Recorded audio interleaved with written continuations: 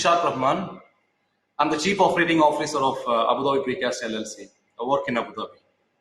So today's session will be about managing companies, the modern approach. Now, I'm quite sure that all of us who are in this conference have been doing management quite well, and that's the whole reason you're all in the senior positions, and the companies have entrusted you to perform on their behalf, because you've been doing this in the modern ways. Including me, I've been also doing the same thing for the past 10 years, and I've been having tremendous success, but I never had a framework or a model to reflect on how I'm doing right or I'm doing wrong. So this session will be mainly focused on the changes in the business. So my friends here over from last one day have been presenting many aspects of the business, of the customer service, of marketing and everything as such. So I'll be focusing on the management side in this session. So my qualifications are, I'm a civil engineer. I have a master's degree in structural engineering, and I'm doing an MBA right now from University of Bradford, and it's ongoing halfway through. I do have more than 10 years of experience. So I hope I will try to be to your expectations. You can connect me over LinkedIn through this QR code. So the business world has changed. It keeps changing. It doesn't wait for us. Innovations have been so fast right now. So the whole idea is we cannot keep playing in the new arena with the old rules. So traditional management, the whole discussion is about traditional management and a modern approach or an alternative management techniques, because the problem that we have is traditional management practices focuses on efficiency and effectiveness rather than creativity and innovation, then control rather than empowerment. They look for uniformity rather than diversity, and stress discipline rather than motivation. Now this is from Burns. Now almost all the models that I'm going to show here are not my own. These are from academicians. So wherever possible, wherever I have referenced it to the relevant sources, so I don't end up in plagiarism. So to see the changing management world, I'm not talking about the business itself. I'm talking about the management of the businesses, because business models often, business model is all about the sources of revenue, cost structure, what to make and buy, how to make a profit. This is the business models. Now, management models is about the choices the firms makes about coordinating activities, making decisions, motivating your employees, and defining objectives. So let's look at the journey so far in the management side in the context of the changes in the business world. So just to go briefly, we had the industrial era starting from early 1800s, and I could say it ended in 1970s. Although we can see an opposing view like industry revolution 1, 2, and then now we are in industry 4.0. But that's not the idea I'm talking about. I'm talking about the real industrial revolution, where we had a big barrier for growing businesses because technologically nothing was advanced.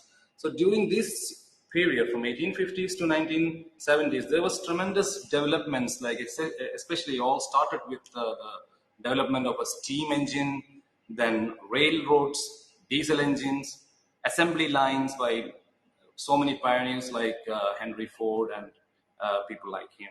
So all these innovations in the industrial era was aligned to compensate the scarcity of labor and capital. So we had difficulty in arranging labor, especially because the transportation and getting people one place to the other was difficult, and capital also was scarce at that time. So industrial era was mostly, innovations was aligned to sustain the scarcity of labor and capital. Now, this was also when we were innovating, the innovations were aligned for dealing with effectiveness of processes, the industrial processes, and motivation of laborers. So, and this concept I've extracted from Mr. Julian Birkinshaw. He's a professor in London Business School. His book Reinventing Management is very, very informative. So, continuing the journey, we could say that we went into another era after the industrial era. We can call it knowledge era, which was roughly from 1960s to, let's say, 2000s. So while industrial age gave innovations to deal with the scarcity of capital and labor, this particular knowledge era gave us innovations aligned to capitalize on information and knowledge. And this was enabled by technologies, computers, and internet.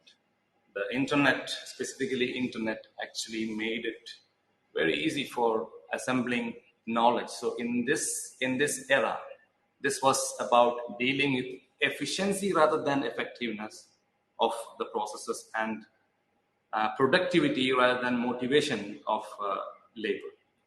So in this era, those who had the knowledge, they had the competitive advantage.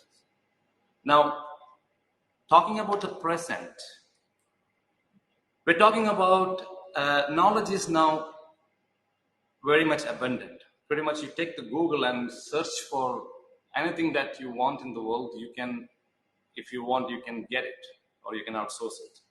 It's really simple. So where does the competitive advantage should come from? So industrial era, knowledge era, and let's call this era hereafter post-knowledge era. We don't know the name of it, and probably down the line so many years, we might come up with a new name, like maybe metaverse era or blockchain era. I do not know.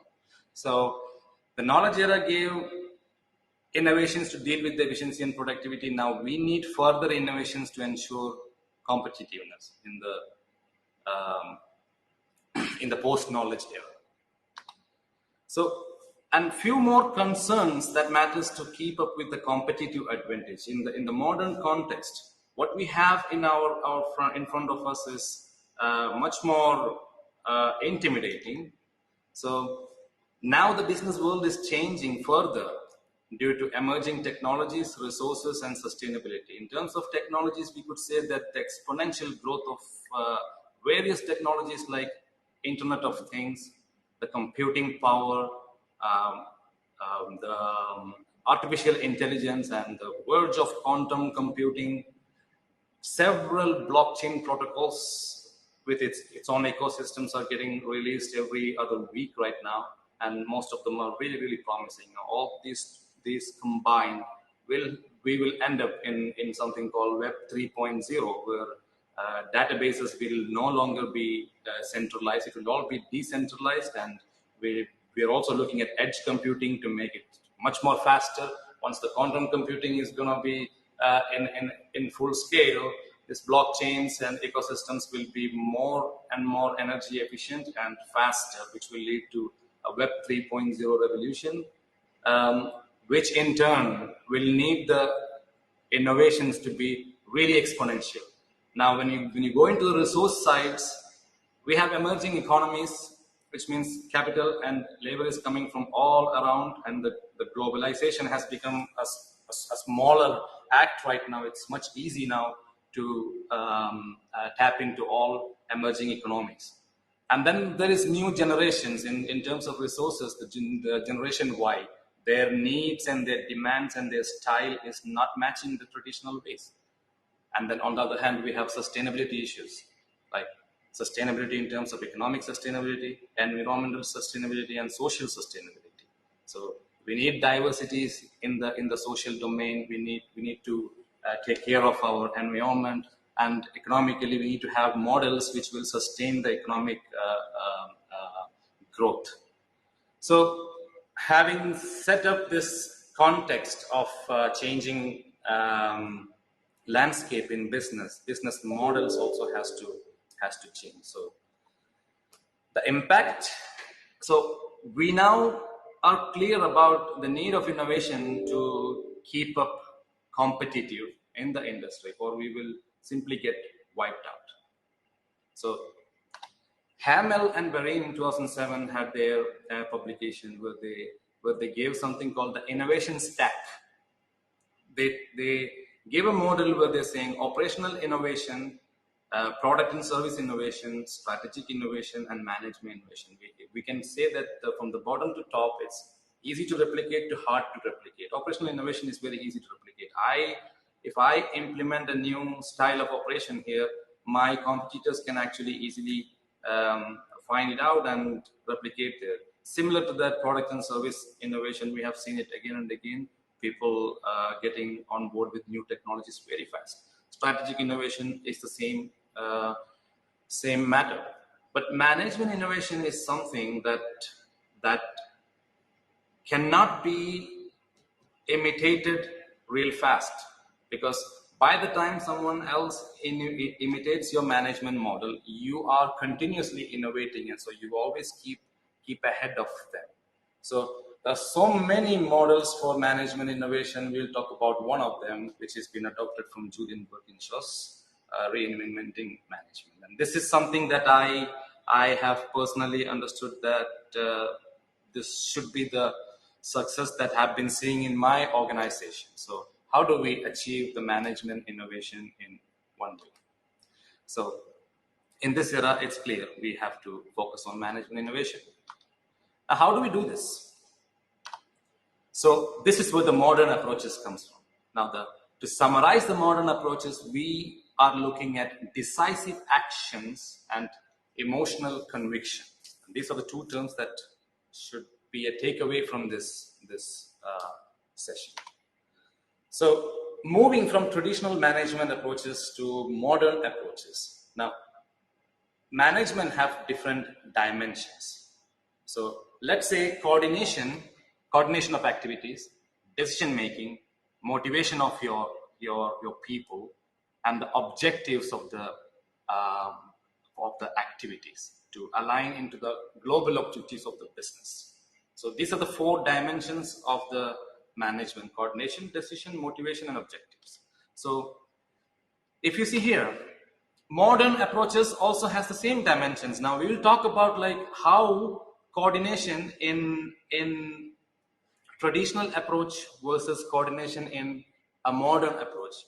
Now traditionally, bureaucracy has been used as the tool for coordination. Now definitely, Max Weber, the German sociologist, back in 1864, did extensive study on bureaucracy, and what he have found out was that rules and procedures will create efficiency.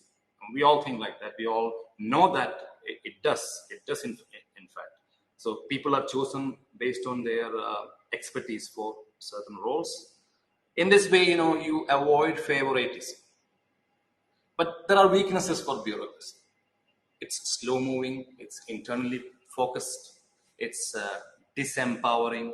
And, classic examples, like we all know, like when bureaucracy is much more, things get slowed down.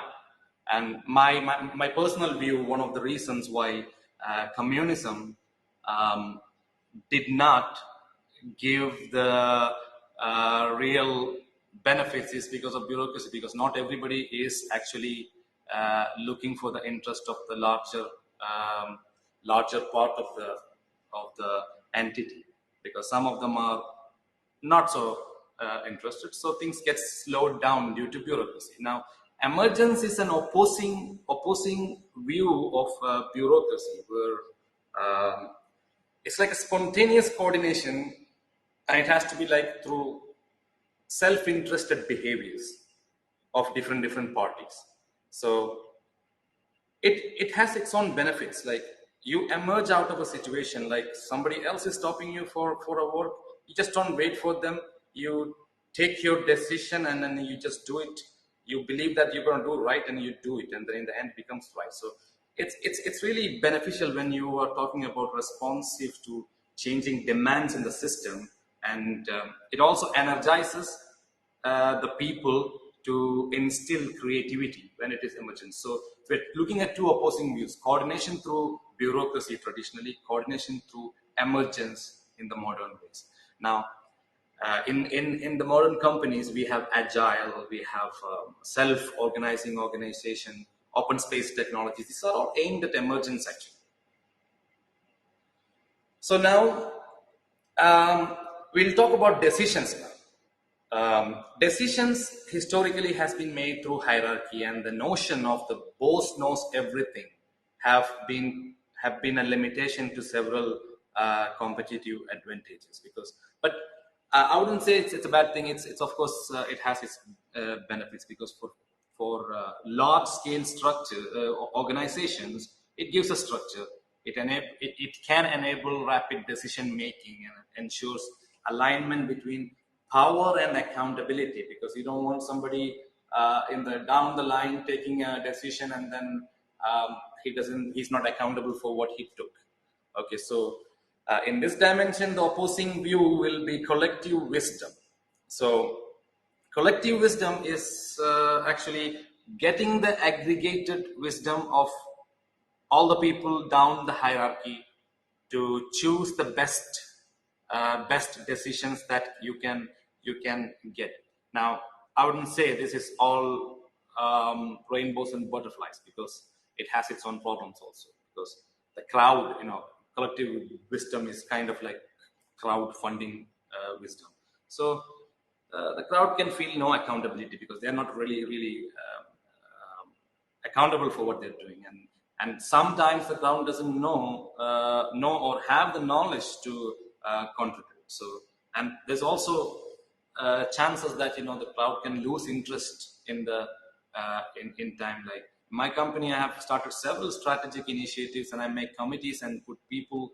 Okay, you're responsible for this. You're responsible for this. But then I see that by time it get diminished, and there's a big reason for that, because I know the importance and benefit of collective wisdom, but do they know it? So it has to be passed down to the hierarchy. So it would be a good thing to have a balance between. It should be an opposing push-pull relationship. Like while I'm giving KPIs, for instance, I don't know how many can relate this when I'm coming from a manufacturing and construction industry. Like we have HSE department. I tell them I need observations. 10% increase in observation. I tell the production guys or the construction guys that I want a 10% decrease in observations. I gave increase and I gave decrease. Kind of push-pull force to consolidate the issues that's happened. Let's go into the next dimension. I'm going really fast because we have only 20 minutes and we'll have a QA. I hope you all understand. Now, the next part is the motivation. So we have extrinsic rewards. Motivation is how we motivate people to get the work done. So we do have extrinsic rewards. This is the classic way of motivating people. Extrinsic rewards can be salaries. It can be recognition, awards, and so there are so many drivers of motivation. Many academicians like Abraham Maslow, Frederick Herzberg. Abraham Maslow is quite famous. Like we have heard about the hierarchy of needs. We know Douglas McGregor with theory X and theory Y. So these studies were all done in terms of how can we motivate people. There was also so many studies like behavior modifications, like positive reinforcement, negative reinforcement, extinction, punishment. They did tests on animals, and then they tried to do tests on human beings, and there is empirical evidence that motivation can be improved with coordinated efforts. Now, so we always hear about extrinsic motivation, like money and stuff like that. So an opposing view is about intrinsic motivation. Intrinsic motivation is that comes from within the employee itself. It's mostly based on personal drivers. Okay, extrinsic motivation, you can say it's from material drivers. So, well, if everything is going with personal drivers, we will have a problem. So material drivers has its benefit because they're easy to use. They link an input and output. You can like the more the productivity, the more the money. or the more profits you make for the company, you get more money. This is completely tangible and it's very easy to observe and analyze. But the problem here is that once this is done, they lose the intrinsic interest in doing it. It also incentivizes wrong behavior. It can also in a way incentivize wrong behavior, and they will lack flexibility because there's no defined ways how you will go. So in a simple way, I would say intrinsic motivation is when I say, so far what I say, it would feel like intrinsic rewards are not so good, but then on another eye, if you look at it, see, it gives people more discretionary effort when work is interesting. When work is interesting, they're actually doing things that they like to do. So obviously, to enable this one, you'll have to rearrange your organization where you need to understand that which people love to do that activity and put them on to do that activity. They will be intrinsically motivated. And in this case, they don't really look at the pay. And I'm a classic example. Like back in the days when I came here as a junior structural engineer, I got jobs in different domains, but I didn't choose them. I wanted structural engineering, and I had to choose a job with very low salaries. At that time, I was intrinsically motivated because I wanted the experience and exposure and the knowledge to enhance myself. And it did really pay off, and it really gave way for me to improve my creativity and my collaborative approaches. Now, the weaknesses, as I said, there are limitations. People can, it will look like, people don't we think they're intrinsically motivated, but down the line we don't get any results. And also for the people, it feels like they're not directed or controlled, or they're not paid enough for their benefits. So the right way to approach this would be somewhere in the middle, like extrinsic and intrinsic. So it could be the social drivers. Many people get social value when they are part of a team, and when they have clear purpose of working, like, okay, they work and they're earning this. It's also there, but again, it's a fine balance between them. And now the fourth dimension of management, we'll look at objectives of each processes. Now, traditionally, we are in a linear alignment, and there's no doubt in that one. Like, we give tasks, like, okay, let's say the fabrication team knows that they have to fabricate this and they have to deliver this one. This is linear alignment. Now, just the opposite of linear alignment is obliquity.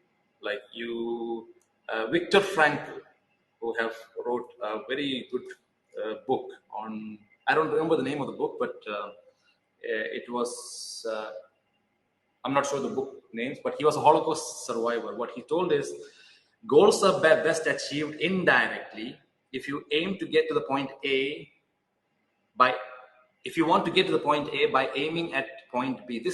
He was saying it about about self-motivation, like for example, laughing. You cannot laugh by yourself. You need to see something or feel something that makes you laugh. So it has to be a outcome of something like that. So obliquity is like that.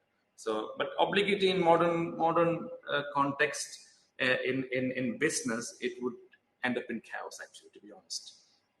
But in R&D and all, like in research and development, you might end up in a breakthrough development if you really give the people the chance for obliquity. Like, okay, you're gonna make a chemical composition for a facial cream, let's say, and this is your requirement. But then over the line, if you freeze the linear alignment, now that these guys could be working to deliver you that product, but then when they are going from this point to this point, there might have been so many breakthroughs which would have resulted in a better product for a better value.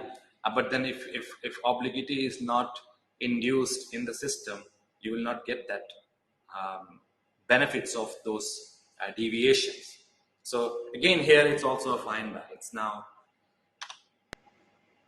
in order to assess your company, Let's talk about a situation analysis. Now, this is a very good model given by Mr. Birkinshaw, where you can assess your company's current situation. Where are you and how can you go? So you could actually score, like in terms of, for example, I mean, you can take a sample population from your management and ask them in terms of coordination, how do you think, how bureaucratic we are, how emergent we are, like on which quadrant we are, on the fourth or on the first. This way, for each of the management dimensions, if you do a point-based system, I would most probably expect a graph like this. You see, in coordination, you would be kind of nearing to, like, not completely emergence, but everything is aligned to the traditional way. But you would see that coordination is much more towards the, I mean, a little bit towards the right. Hierarchy, you would see it's still sticking into the left, because it still happens like that. And then intrinsic rewards and extrinsic rewards, you would see that it's in line with the coordination, because people nowadays are very motivated, and that's because of the surplus in information. People are seeing what others are doing, so they get motivated by themselves. So and in objectives, obviously it should still be behind. So this is the kind of graph that you would see if you audit your company in with this model.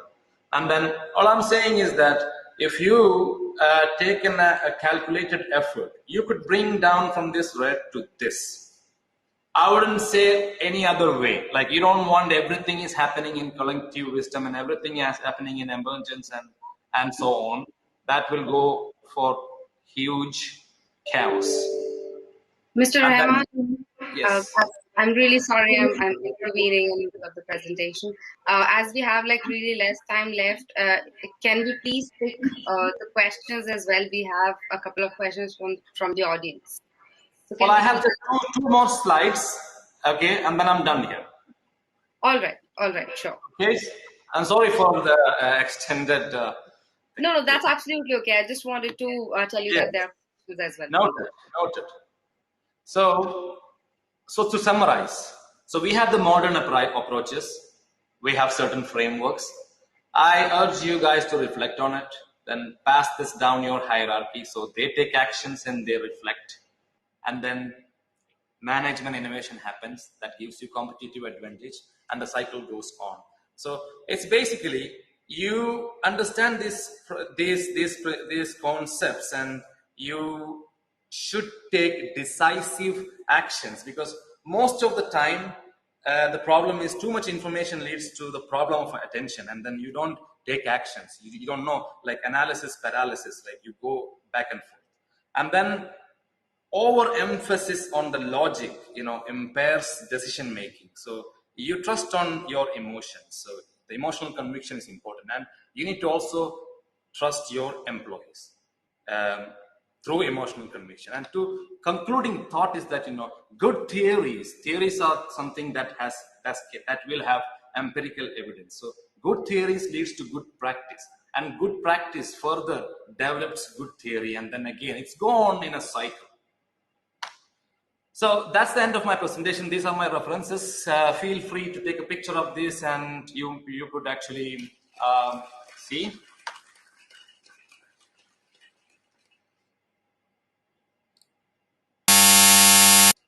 Thank you so much, Mr. Rahman, for a wonderful presentation. It was indeed insightful. We have questions. First is, what are the most key aspects which are essential in the success of an organization? It was asked by Amit 12 minutes back. Okay, guys, I will try to take the challenge of answering your questions, because most of you are very, very experienced, and I am humbled to be on this floor. So I would say that management innovation is the key in success of an organization. You cannot be stagnant. You have to continuously evolve. Every day should be innovation.